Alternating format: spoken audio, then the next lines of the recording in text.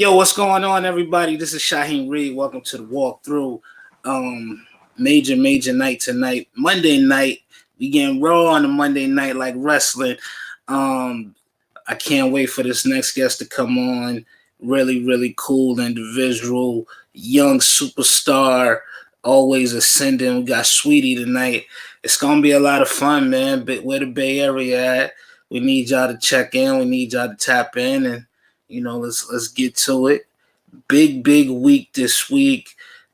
Just seen the NAACP awards.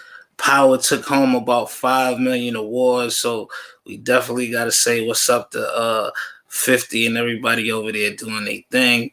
Salute and congratulations on such a beautiful show. Little Nas X causing nothing but controversy with that new video and them new sneakers. They said Nike is suing them. Man, we got to get him to come on the show. We got to talk about that video. That was really crazy. As you see, the wall is coming close to completion. That wall, I got that juice up in the background. I got that OT Genesis super platinum plaque up in the background. That rose. I got that Nipsey Hussle. So the wall is coming good, man. So let's get into it tonight, man. We're gonna do it for the ladies. Closing out on Women's History Month. So, we want to salute all of the powerful, all of the strong ladies out there doing it. We salute y'all every year, not just once a year, not just 1 month out the year. Just like Black History, Black people make history every month of the year. And so do women, man. So do women. The female MCs that's coming out, and pretty soon they will be classified as just MCs, not female MCs. But some of the great ladies that was doing it so big and paved the way for artists such as Saweetie. We gotta give a shout out to Queen Latifah. My mom had that Equalizer on last night. Yo, MC Light, Roxanne Shante, Moni Love, of course, Salt and Pepper from Queens, just like me, bringing it up to date. Rod Digger, Bahamadia, Rhapsody is killing it right now. Little Kim, Foxy, Nicki Minaj, the great Lauryn Hill. So many great female MCs that came through, paved the way. And, we're going to keep it going. But this is Women's History Month. Saweetie's on the way. She having a little bit of technical difficulties. But, this is somebody that's been making headlines. Music, fashion, social media. Everybody is just really infatuated with this young lady. We're going to see what it is. And then, afterwards, we're going to keep the party going. We're going to definitely keep that party going. We got DJ coming on, Miss Milan. She's going to give us a DJ set. She's actually Saweetie's personal DJ. So we're going to have a good time tonight, man. We're going to have a good time. I see that Saweetie is here. I think it's time to get it on. She's locked in the chamber. There she go. Dang, where I look right here? Hey, what's up? How are you? I'm good. How's everything? Good. I feel like, do I look right here or? Yeah, you could look straight the other way. I'm looking at you, but I'm looking at you, but me look at this mic is weird. Okay, I'm like, I don't really know. No, it's all good. So now, if you was to just turn your head straight, yeah, there you go. Boom. You just had it. Oh no, this is set up weird. There we go. There we go. We super locked in. We super locked in right now, live and direct. Saweetie, right here on Twitch. How are you? I'm good. How are you? I'm doing great. It's a lot of stuff going on with you, but I was looking on the gram. I saw you with this crossover move that broke somebody's ankles on the basketball court. I seen you shining on the court. I knew you was the female athlete of the year back in the days. what do you think about this NBA season? We're gonna start a little off center talking about sports. You know what? I love my sports, but I'm a fashion girl too, so I just can't wait to sit courtside and show my outfit off. No doubt. What's your team? You Warriors? I know you Bay Area. You Warriors, or do you just follow different players and stuff? That's where your allegiance is. So I'm a Warriors and a Kings fan, but my dad is a Lakers fan. But you know, like that's his team, and I do stay in LA. But when it comes to just repping where I'm from, the Warriors and then the Sacramento Kings, those are my favorite teams. There we go. What's gonna be your nail design? Cause you switch up the nails like people actually switch up they clothes. Like we've never seen you with the same nails twice. So what's gonna be your design for when you're able to sit courtside at one of the games, taking dad to go see the Lakers, or you go The see Kings, Warriors, the right? Kings? I actually did take him courtside, and we had a ball. That's like my friend. Like I have so much fun with him. But when it comes to the bling, you know, the players might not want to look at me because if I'm blinging, it might distract them from the game. Oh, yeah, they gonna miss a few foul shots. Right? Don't look at my Foul nails now. shots. Yeah. Yeah, I got my brother Ari is tuned in. He said make sure I tell the world he's one of the number one Lakers fans too. So he's definitely riding with your pops. I know that's right. Big time. Big time. So we see you. It looked like you got some designs. You was talking about fashion. It looked like you got some wardrobe that you're working on in the background. What's going on as far as the clothing? So clothing, beauty, I've been working on my own lines, and this is like my creative room. I try to hang up some shower curtains really quick to make it clean because it's real messy back there. But I'm a creative creature and I'm really hands on with everything. And I'm working on a fast fashion line, and then I'm also working on Icy Beauty. So I'm not sure when those will come out latest next year, but I'm trying to get something out for fourth quarter. Good. Where do you get your inspiration? What inspired you when you was younger getting into fashion, and what inspires you now that you could go to all of these, well, pre-COVID-19 of course, but you could go to all of these fashion shows and meet with all of these top level designers? I think what really inspired me to just get into fashion is when I see something, I'm like, I would wear it like this, or I want to see that in this color. And I always thought of myself as a creative genius. So I think I wear clothes, and I think people are always, well, I don't think, I know. People is always asking me what I'm wearing. So I think not only I'm a fashion girl, I'm a businesswoman. So if I can make a couple coins off of my own line, I'd like to do that. Yeah, cause we don't really see you. I'm happy that you came hoodied up today. I love a young lady rocking the hoodie. You got the hat on as well. We don't see you in the hoodies a lot of time, but what do they say on the gram? It's always great to be a woman that could do both. You know, Mhm. the dresses and heels and hoodied up. Hoodie. If I got a hoodie on, that just means I'm on a mission. I actually just came home from running around LA, running errands. But yeah, I feel someone just asked me in an interview, when do I feel the most confident? I feel the most confident when I'm in a hoodie and just some cargo so I can make these moves out here. Um, but I've always been a tomboy growing up. My family is like full of it's like 90% men. So I grew up a tomboy and later got into heels like maybe in college. Yeah. So you said you was running errands in LA. What is like a normal running errands type of day for you? Like, will we ever see you in a Walmart, or will we ever see you? Like, do you do regular stuff? Is running errands just going to Rodeo Drive and picking up some ice, or do you do like the normal running errands for other people that's not entertainers? Going to Rodeo days like that. I gotta plan it out. I'll probably dress really cute because the paparazzi be out there. But honestly, like I'm such a control freak. I need to. I don't like when people go shopping for me, like at Target or Walmart, because they don't pick out the right products. So I'm good for, especially during COVID. A nice mask, some big shades. You feel me? I might tie up my hoodie real quick. There you go.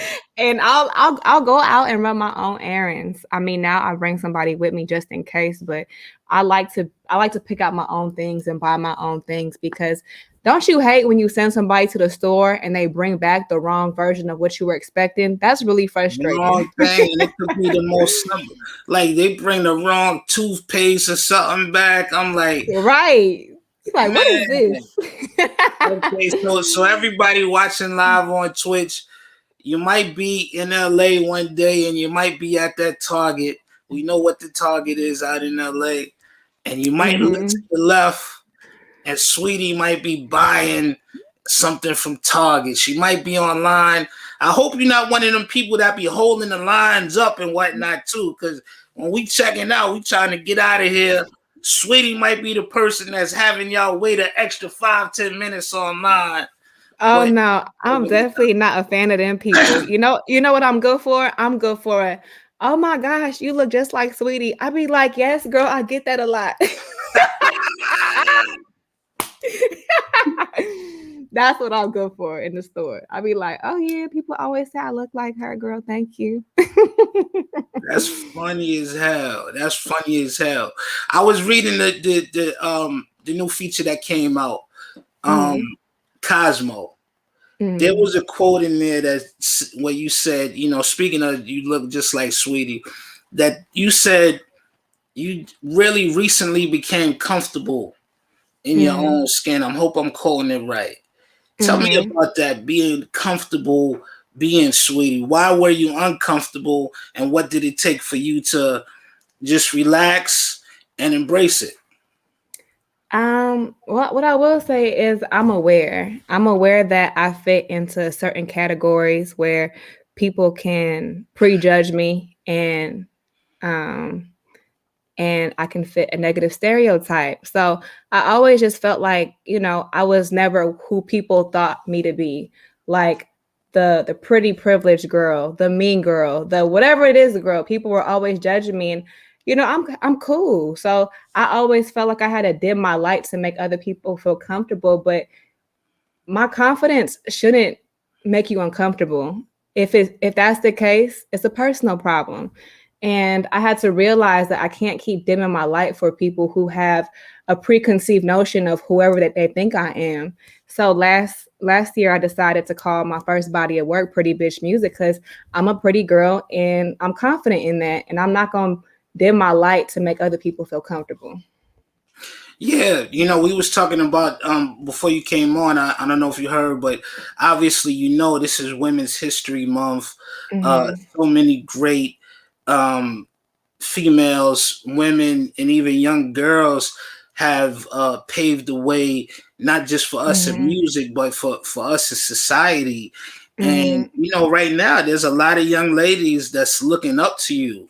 A lot of hmm young ladies, like, man, not just as an artist, but they see you doing your business, and also messages like you just said, with not dimming your light, trying to be your best self. What do you say to the ladies out there that's really trying to find themselves, trying to focus on what makes them the best, and how to just tap into that thing, how to really tap into that thing that's going to make them who they should be or who they should aspire to be?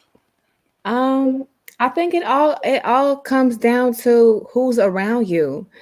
I do admit I wasn't always around the right people growing up, and when you are around people who don't want you to shine, who get offended by your confidence, who um who just don't want you to be the best version of you, and that can come out indirectly, directly. You have to notice these things because those aren't really people who are supporters, who are your friends. So I think it all just comes down to what energy is around you.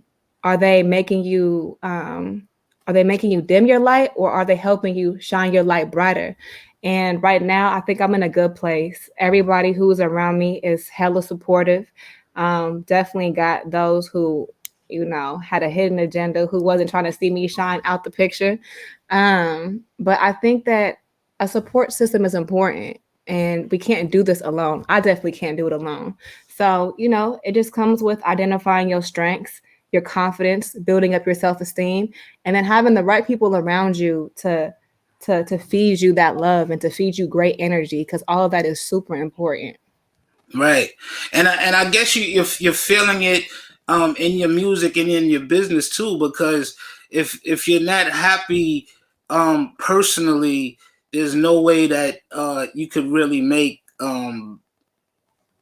for a sustained effort like just great music and do great business. Like I've always found that when you're happiest personally, you definitely gonna shine the most professionally. Hmm. Happiness is really important. And I think that happiness is correlated with mental health. I think quarantine was a great time for us to reflect and to really just sit down and work through anything that was hindering us, anything we felt was holding us back. I'm a reflector. I have actually started a journal because I think journaling and expressing yourself is important. Um, but I say that to say that being aware is important, because happiness can truly affect your lifestyle. And I do have moments where I do get down, and you know, I get a little emotional, but I'm very black and white. So once I find a problem, I identify it, and I create a solution, because happiness is so important. And happiness is good for your health. So all that hate and shit and all that negative shit is bad for your health now. So I love to spread positivity, and I love to spread happiness because it's good for the soul. Let's talk about hate for a minute, because it's very, and I'm talking not just leaving comments on social media. I'm talking about this extreme hate and hatred Mm-hmm. that we have been seeing. I Mm-hmm. know you have been very supportive of the Black Lives Matter movement, Mm-hmm. not just vocally, not just physically being at protest, but also financially. And Mm-hmm. now we're seeing so many attacks on our Asian brothers and Mm-hmm. sisters. And I know that there is, your family. You have some Mm-hmm. Asian in your family. Just Mm-hmm. give me your thoughts on like all of these attacks. And I know we've been seeing the stop the hate on Asian movements as well. What are you thinking seeing all of this? What I think is that it just shows that America has systematic, social, um, systematic and social issues that have not been dealt with, because there are still citizens who walk around and have no respect for people of color. And that's an issue, and that's a problem, because these are people's grandmothers, mothers, sisters, brothers. And during this time, and I even hate calling Black Lives Matter movement a movement, because for me it's been a lot. It's been a part of my lifestyle. I've seen my dad, my uncles be racially profiled, be pulled over because of their skin color, but because of these hate crimes towards the Black community, and now we're seeing it in the Asian community. It actually inspired me to create my own foundation called the Icy Baby Foundation, and my grandmother is actually the president of it. We finalized our papers the beginning of this year. We have one more step, and then we'll be able to take some action. But I think that it's important for me to use my platform to be vocal and to really shed light and help communities that directly affect my people. So um, what do I have to say about these Asian hate crimes? I don't like them. And I just wish that the people who continue to oppress our communities, like, why don't you see your mother? Why don't you see your sister? Why don't you see your family members or your friends in other human beings? Like, that's the problem right there. And I think that just starts with hate. And that's true hate. I mean, now we got these hateful comments online, but for people to walk around every day and to wake up with hate and to wake up and want to hurt somebody, That's a real issue. And hopefully that these people who are affected by these hateful crimes get justice, because there's just been too many slips in the legal system that let people off. Like Right. it's like a pat, like, like this, like, nah. People need to be locked up for a long time, and people need to feel some sort of punishment to know that it's not okay. Yeah, I mean, shoot, I was watching the trial for the people who killed George Floyd today, and they was doing everything in their power to make George Floyd seem like he was public enemy number one. I was like, man, it's like, But yeah, you see, it just it's very discouraging, and it's scary that um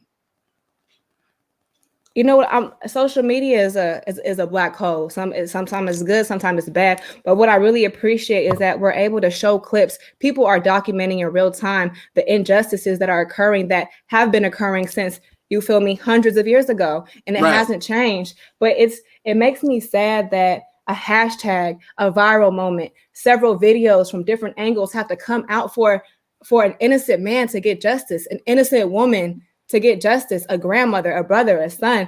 There should, in my case, there should be no trial. He killed him on camera. He needs to get dealt with. And why are we still talking about it? Where is the justice? The fact that it's even a conversation, that's the part that drives me crazy. Like, why as the people do we have to protest, to keep having these speeches, that to make a black man, an Asian grandmother, a human? Like, where is the respect? So I saw a couple of those clips, and it just makes me angry inside, right. because where is the justice at? I see no justice.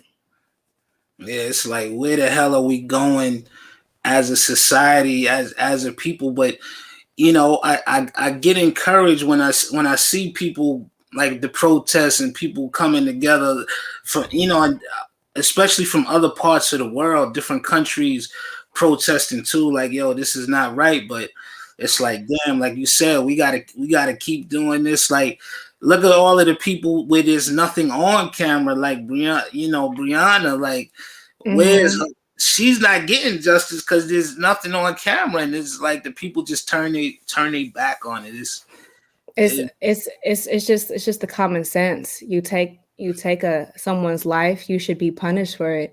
But the protests, and the fact that even though we are angry, we are sad, we are discouraged, we still continue to hold these social events to show the world that this can't go, um, this can't happen without any consequences or any accountability.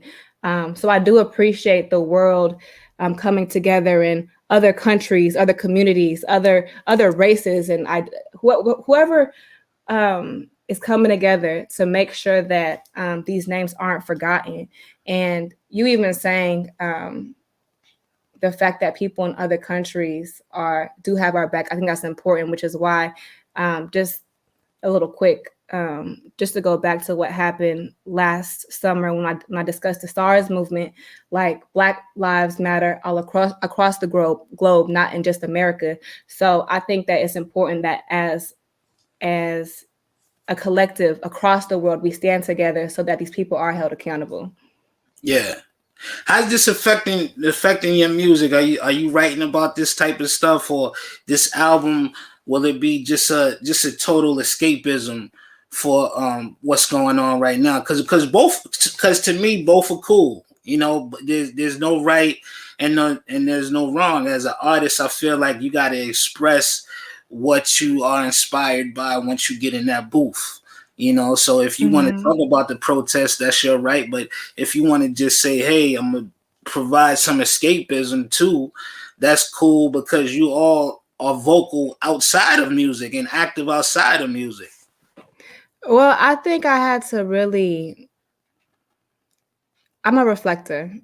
Right. And last year, I sat there, because sometimes as artists we do speak out, and people tell us to just shut up, mind our business, and make music. And if you're a girl, they're like, shut up and go dress up and take pictures. I see some of those comments, but there comes a point in time where you really have to stand up for what you believe in, which is why I created the Icy Baby Foundation, and which is why through music, I think it's important for me to address. So I do have a track. It's called Prayed Up. And I may not be discussing events in detail, but although I do serve as a form of escapism, it's important for me to touch on real things that are happening in the real world, because I am a real girl. So I do have a track that does, uplift those who are going through trying times and who do need hope, because that's the only thing that really gets us through, these acts of injustices, these acts of, I can't believe this is still happening in 2020 and 2021. So I'm aware of that, and I do have a track to uplift people who do need help. And you co-produced all of the tracks on the album? Most of them, yeah. Because I was struggling to find my sound, and I don't know how to play all instruments. So there came a time where I was like, if you want to work with me, you got to come to the studio with me so that I can help you build a beat from scratch. So I did co-produce a lot of the beats on Pretty Bitch Music, because it was just it's just hard listening to beat packs all day. And you're like, I wish this wasn't in there. I wish that was in there. So I was like, you know what? Why don't y'all just come to my studio and we could work from scratch? Now, I know you got a couple of legends on there. You got Timbo and you got Little John on there, who, them brothers, they didn't did so much. I know you got some other heavy hitters too, but what is it like working with them? Do you tell Timbo, like, Tim, I need you to switch that sound up, or you tell Little John, like, Little John was on the Diamond selling album, but do you tell him, John, you might not want to play that flute there, give me something else? Well, I've had a chance to work directly with him, and one thing that I really do appreciate about his energy is that it's so fresh and new. Like if let's just say, in a different world, if I didn't know who he was, I would have thought he was an upcoming new producer, because he's just so hot and fresh. Like, as if, because sometimes I've worked with producers and they're kind of still stuck in their time. One thing that I appreciate about Timbaland, though, is that he's still innovative. He's still hot and fresh, and the fact that he keeps 2020. I'm sorry, Tim is in 2030 right now with his beats. Right, and he continues to be innovative. So I really appreciate producers like him who adapt to the times. That's really dope. What about with the pen, with the writing of the music? Are you still writing new songs or whatnot? Because you've been in the headlines, especially the past few weeks, for different situations. Is that adding something to your pen game? Are we going to hear songs coming up about, just recent events, just everything that's going on? Yeah, I haven't announced it yet, so this is a great time for me to actually talk about it. I do have Pretty Bitch Music, the album, on the way. However, I am dropping a Pretty Summer playlist featuring some artists who gave me an opportunity to express myself on their songs. And for me, it's been a great diary. It's been a great way for me to vent.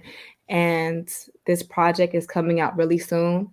And it's featuring a lot of artists who create great music and just need the platform. So it's a fair trade. I'm sharing my platform and they're sharing their song with me. So you will hear me talk about some events I've been through. You got to give us one song, and I'm going to put my hoodie on for this one. I'm going to put my hoodie. Give me one song that we could look forward to on the playlist. I mean, honestly, all of them. There's a song called Risky, and it's featuring Draco. He from LA, and I like to celebrate. It's a great way of me celebrating my independence. And shout out to all my single ladies, because this pretty bitch summer we out here getting risky. Here we go. The risky summer. The risky summer, man. Everybody's claiming the summer. You know, homie, he said it was the white boy summer. Uh, getting I'm a risky sorry. summer, sweeties. The risky summer. Everybody get ready for that. Mm-hmm. Everybody get ready for that. So we got the green light, ladies. Y'all have the green light. If y'all single, you have the green light to get risky.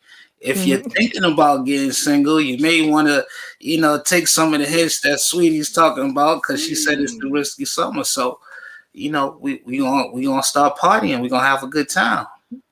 Yep, I'm actually shooting the video for it this weekend, so there'll be a lot of risky activity coming to y'all real soon. Oh man, I can't wait.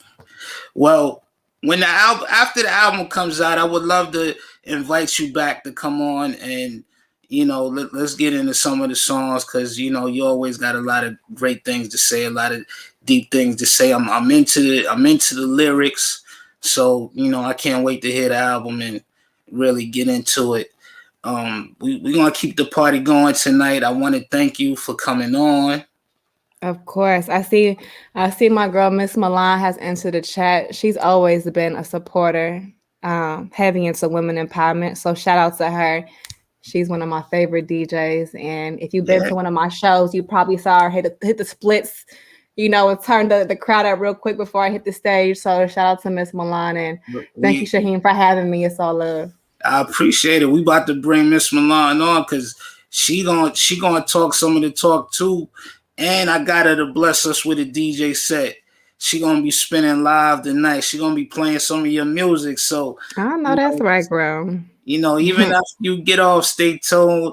Tell everybody on your social media, hit the social media, get ready to hear some great music tonight. Yep, I'll be dropping the cover art to the Pretty Summer playlist this Thursday. Got a couple songs out there. And shout out to all of my single ladies. We getting real risky this pretty bitch summer. There we go. Sweetie, we appreciate you. Thank you so much. Everybody, we got Miss Milan coming on next. All right, y'all. See y'all later.